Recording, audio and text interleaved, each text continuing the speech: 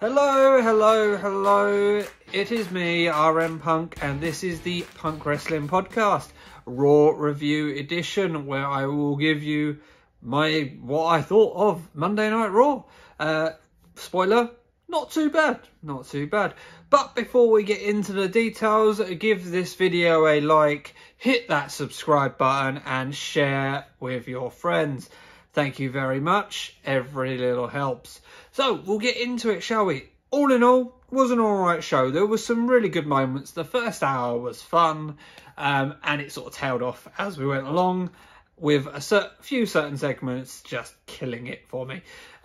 Also, this was very much a shit. WrestleMania's in 3 weeks and we don't have many matches announced. We need to announce them all. Let's get to it now. Alright, so the night started off with the Almighty. He kicks us off and he is in action against Sheamus. Sheamus was sporting some gnarly welts and bruises from the night before. And this was a hoss fight. Two men who, despite being around for a long time, are currently doing their best work, in my opinion anyway. So it was quite a good match. But Shelton and Cedric come out at one point and they start causing distractions and getting involved. And Lashley doesn't seem too pleased with this, but he does take control from these distractions. For me personally, I don't know about you guys, but in the UK on the BT Sport, there was several production issues. In the TV feed, I was getting adverts when it was meant to be wrestling, and I was getting black screen when it was meant to be adverts.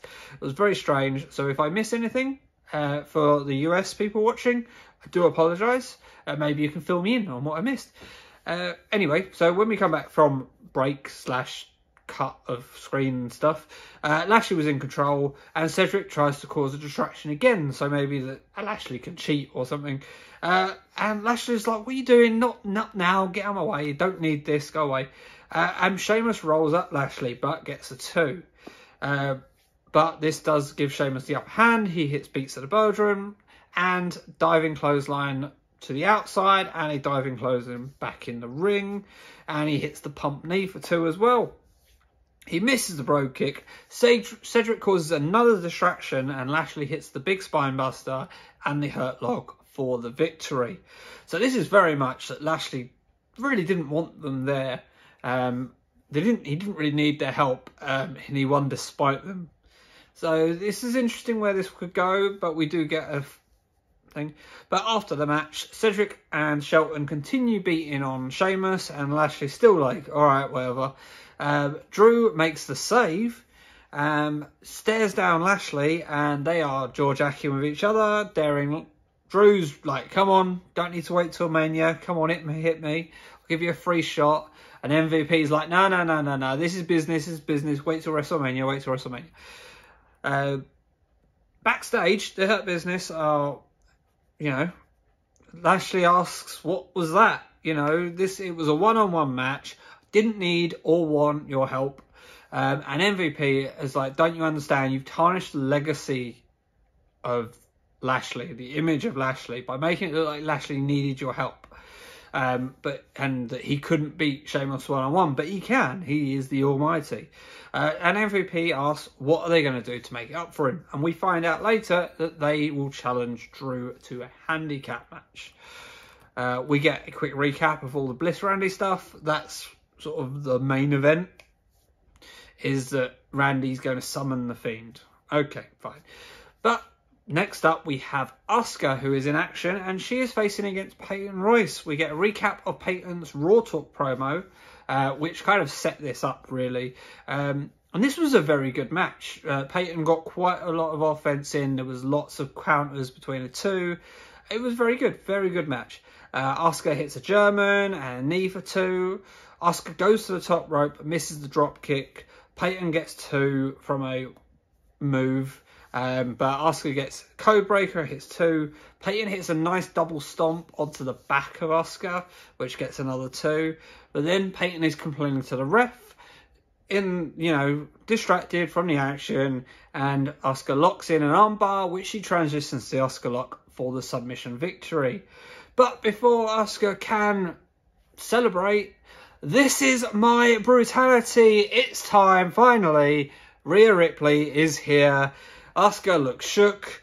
Rhea comes down, does her entrance, says to Asuka she's one of the greatest champions in history. She's made her point.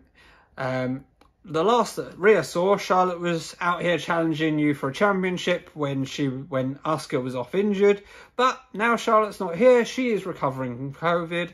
So I'm going to need an answer from you. My first night on Monday Night Raw officially. I challenge you to a championship match at WrestleMania. Sign point. There we go.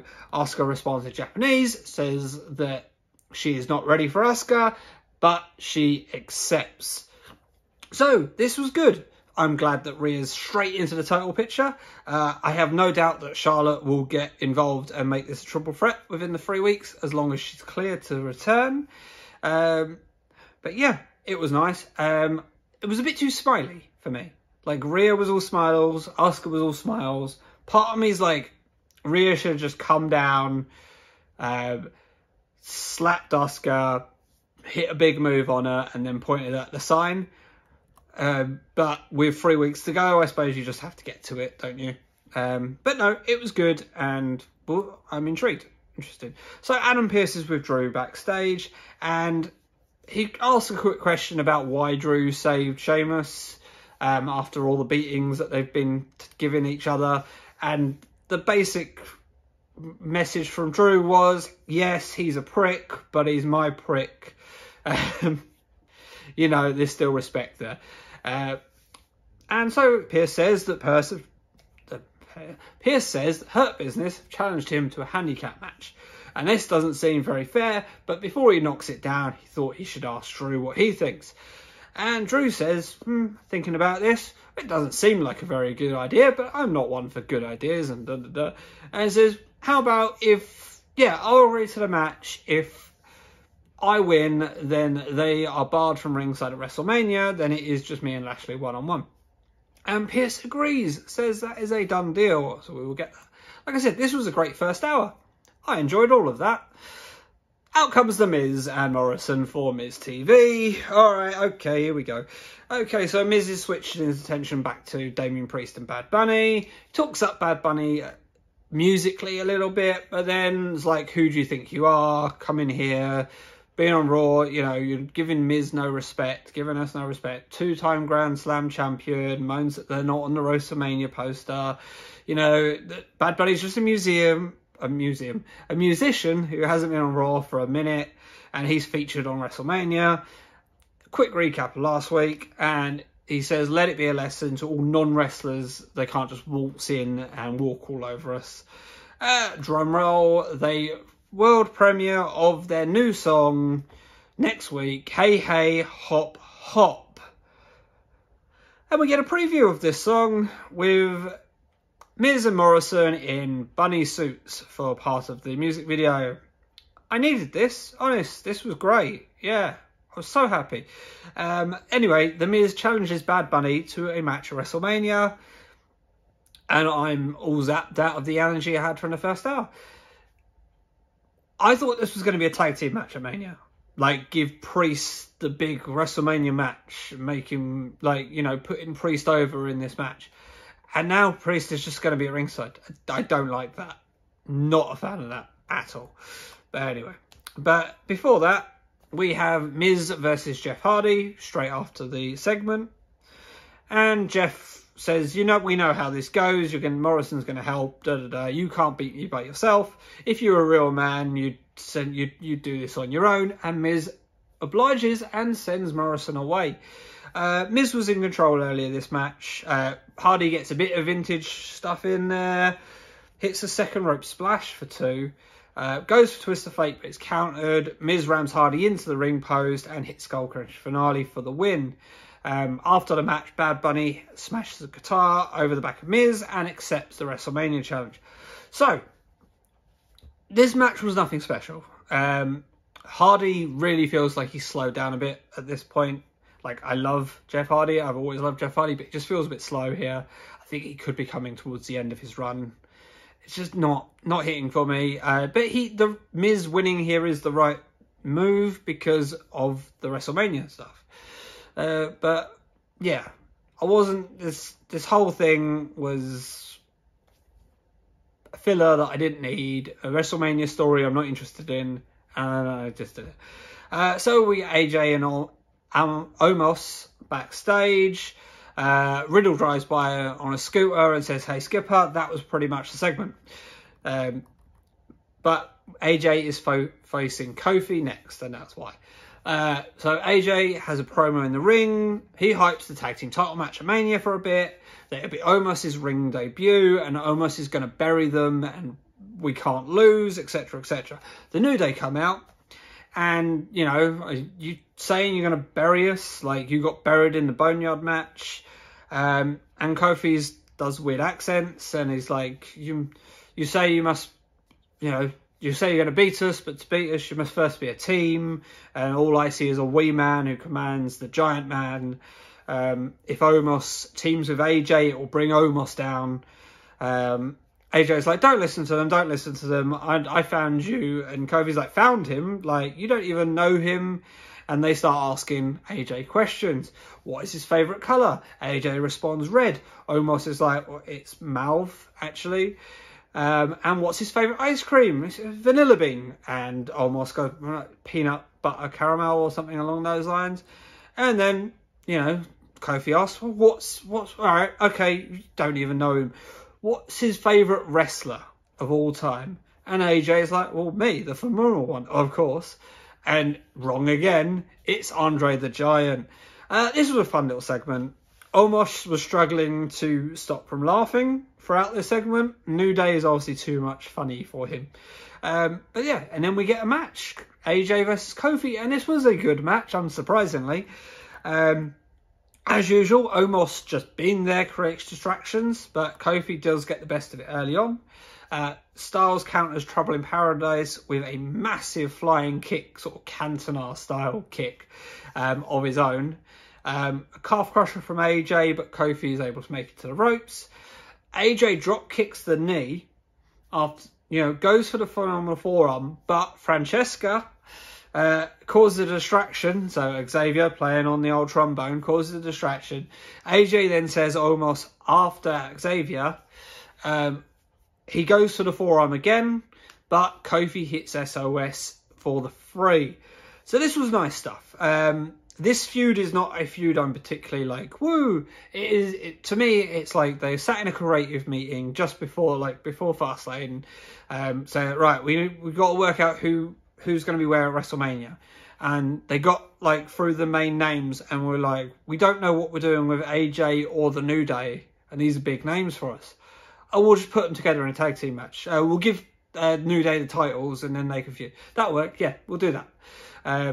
But either way, it's still going to lead to good matches. This is AJ's first loss in a long time, and they should have made more of that, I think. But it was cool. It was okay. No problem. We get an interview with Sheamus, and he's asked why he accept a challenge from the champion the night after this big match with Drew. And Drew's like, you don't know me. Like, I love to fight, basically.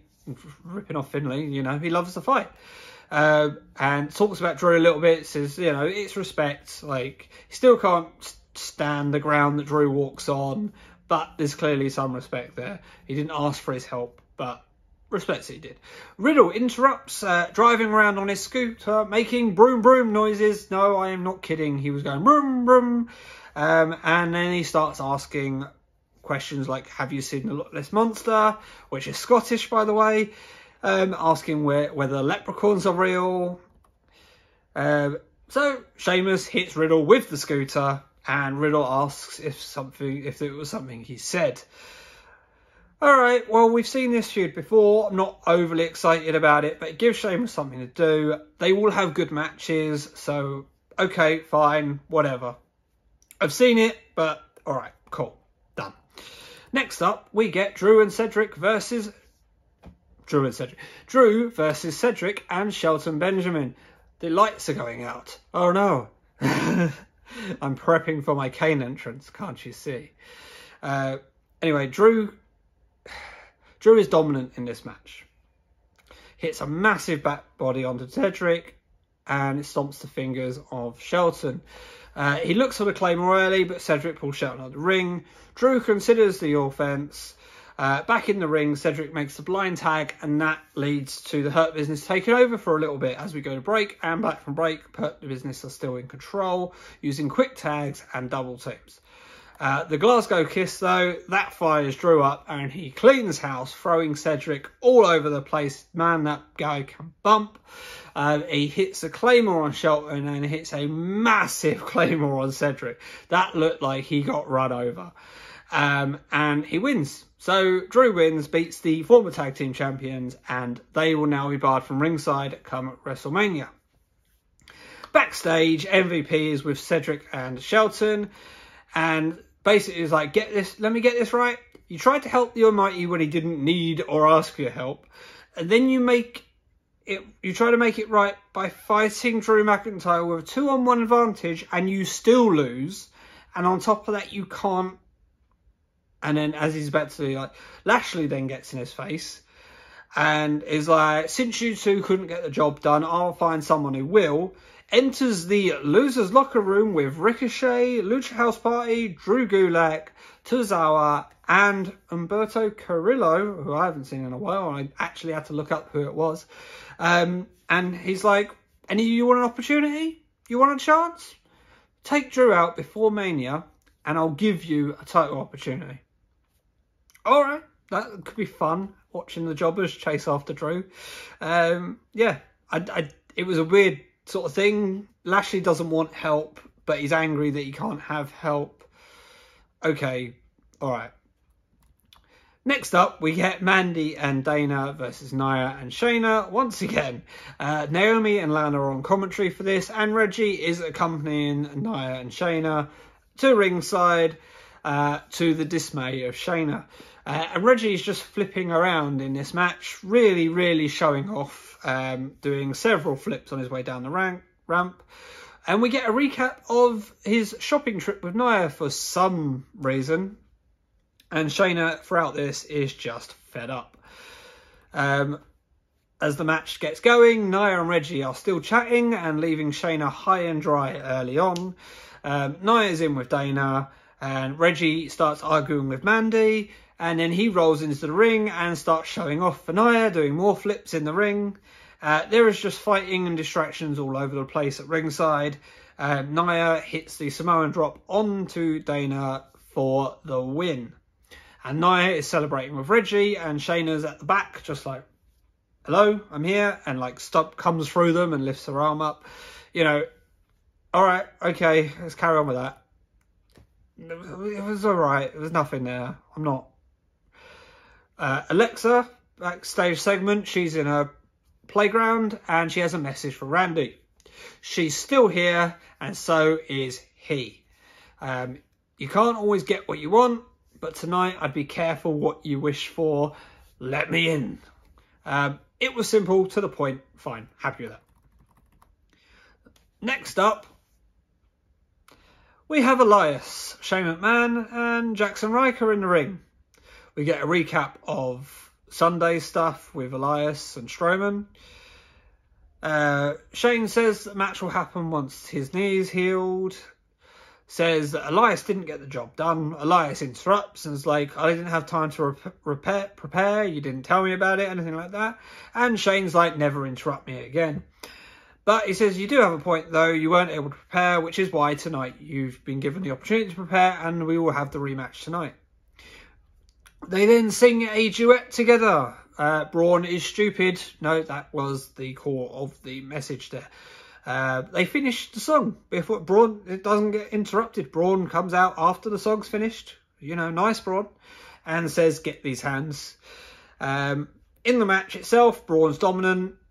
His attention's on Shane. He does the run around the ring thing, you know, where he sort of runs over the train thing. Yeah, we've got a train sound effect now. Yeah, we really wanted that. Woo woo! Power slam, and the match is over. Shane hits Braun with the crutch, which is completely no-sold, and Shane legs it out of there, running away. So Braun's like, well, the knee looks all right now. I've had enough games, and challenges Shane to one-on-one at Mania. Shane accepts any match that he wants, and Shane will win because Braun is stupid. Please just wipe this from my memory. I apologise I have to talk about this, but it happened, so I have to tell you. It was crap. Next. There was some cock-ups in the production booth again. They were doing the Mania promos for all the Mania matches that have now been announced and what day they're going to be. And they played the Bad Bunny versus Miz theme twice. They're about to go on to the next match, and it just showed the same match again. And the commentary are like, yeah, we know about that one. Next, yeah. So we get the main event segment. Orton is out and has something in a black bag. He says, it seems like yesterday that he was standing here watching The Fiend burn. No, Randy, no, it does not feel like yesterday. This has been going on for a long, long time. He says, apparently I didn't finish the job, but no shit.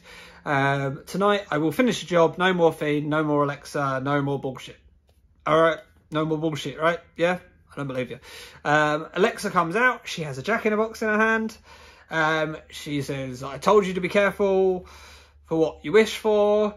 And she does the Jack-in-the-Box, and a little Fiend pops out the Jack-in-the-Box. The lights go out. You get Kane pyro going on, as well as all the Fiend stuff. And Crispy Fiend behind Randy Orton. Randy sees the Fiend, gets the petrol can that's in the black bag out, and he starts dousing the Fiend with this petrol. The Fiend's just standing there, doesn't move whatsoever. Randy gets the matches out, goes to light the match. That's when the Fiend moves. As the Fiend moves, Randy hits the RKO. Alexa then comes in the ring and starts staring down Randy. This allows Fiend to stand up. Gets the mandible claw, Sister Abigail. Alexa is dancing around, and then she points at the sign, and they close the show with Fiend and Alexa and the WrestleMania sign with pyro going off around the sign. And then Randy versus The Fiend is announced for Mania. That was the closing segment. So, all in all, the first half of Raw, really good. The first hour, definitely. There was some really good matches. The last hour was dog shit.